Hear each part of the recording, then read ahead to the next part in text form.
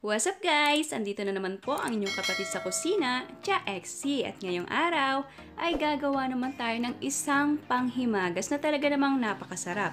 At alam nyo ba na 3 ingredients lamang ang gagamitin natin dito? So halina mga mamshi, samahan nyo na ulit ako magluto.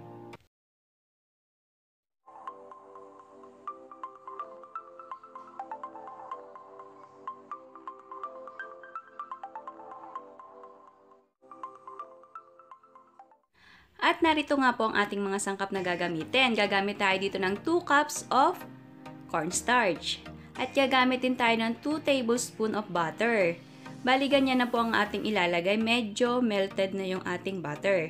At gagamit din tayo dito ng 1 cup of condensed milk. Bali, gradually lamang ang paglagay nito mga mamshi para matansya nyo yung dami ng gatas na kakailanganin sa ating cornstarch.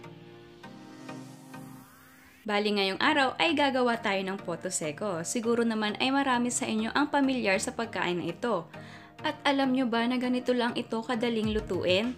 Gagamit lang tayo dito ng 3 ingredients. Yan nga yung 2 cups of cornstarch, 2 tablespoons of butter, and 1 cup of condensed milk. At hahaluin lamang natin itong mabuti mga mamshi. At kung sa tingin ninyo ay kukulangin pa yung 1 cup of condensed milk, pwede naman kayong mag-adjust, pwede kayong magdagdag ng condensed milk hanggang sa ma-achieve ninyo yung tamang texture nitong ating gagawing Poto Seco. Ang texture nito ay hindi masyadong basa at hindi rin naman masyadong tuyo. Ganun lamang ang kailangan nating texture nitong ating mixture para sa paggawa nitong ating Poto Seco.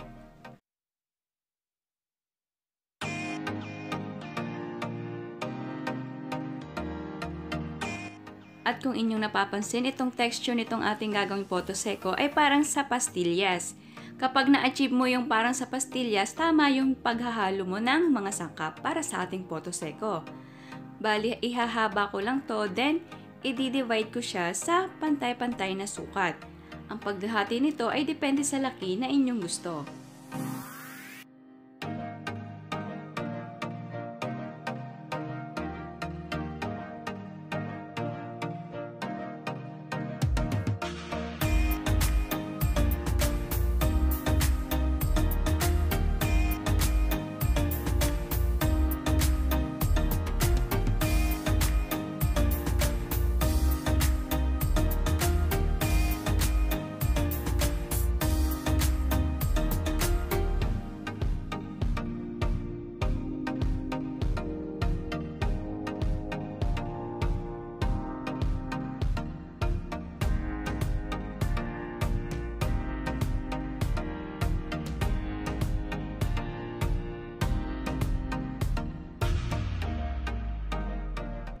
Then after mabilog lahat ng Poto Seco, gagamit ako dito ng tinidor na siyang ipampe-press ko sa ibabaw. Ito ay magsisilbing pinakhang design ng ating Poto Seco na gagawin. Ang gagawin ko dito ay bake. Bali, i-bake ko siya for 20 minutes. Depende sa init ng oven na inyong gagamitin.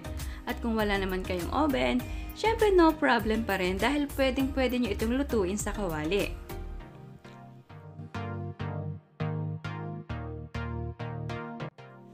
Then after 20 minutes, ready na itong ating Poto Seco. O diba, napaka-perfect ng pagkakagawa natin.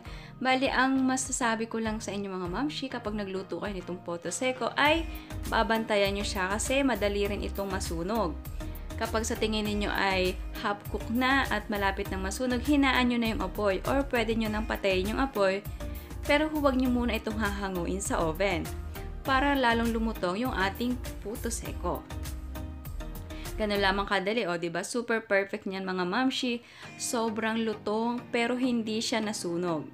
Kailangan talaga ay babantayan nyo siyang mabuti para ma-perfect ninyo yung ating Poto Seco. So kung nagustuhan mo ang video na ito at sa palagay ninyo ay nakadagdag kaalaman na naman sa pagluluto, please don't forget to like and subscribe at pakiclick mo na rin yung notification bell para palagi kang updated sa aking new recipe. Thank you for watching! Perfect!